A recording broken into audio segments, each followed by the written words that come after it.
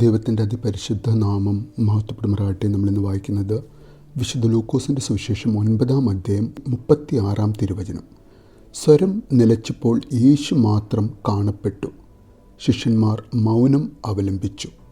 തങ്ങൾ കണ്ടതൊന്നും ആ ദിവസങ്ങളിൽ അവർ ആരോടും പറഞ്ഞില്ല. പരിശുദ്ധ തൃത്വൈക ദൈവത്തിന് സ്തുതി. ജീവിതത്തിൽ വളരെ വിരളമായി മാത്രം കാണുവാൻ സാധിക്കുന്ന ദൈവമഹത്വത്തിൻ്റെ കാഴ്ച, യേശുവിൻ്റെ രൂപാന്തരീകരണത്തിൻ്റെ കണ്ണഞ്ചിപ്പിക്കുന്ന പ്രകാശത്തിൻ്റെ പ്രഭ, ദൈവ സാന്നിധ്യം കാണുവാനും അനുഭവിക്കുവാനും ദൈവ ശബ്ദം ശ്രവിക്കുവാനും ഭാഗ്യം ലഭിച്ച ആ 3 മുക്കുവർ നിശബ്ദരായി തങ്ങളുടെ കണ്ണുകളെയും കാതുകളെയും വിശ്വസിക്കാമോ എന്ന് സ്വയം ചോദിച്ചുകൊണ്ട് നിൽക്കുന്ന സമയം.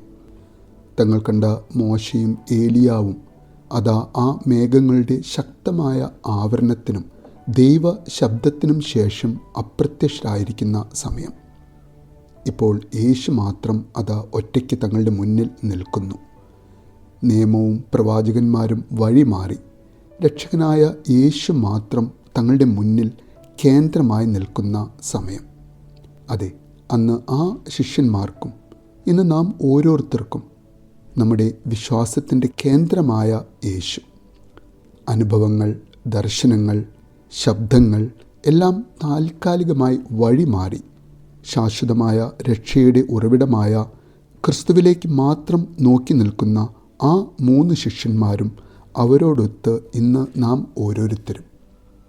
അന്ന് ആ ശിഷ്യന്മാർ കണ്ടതൊന്നും ആ ദിവസങ്ങളിൽ ആരോടും പറയാതെ മൗനമായിരുന്നു എന്ന് നാം വായിക്കുന്നു.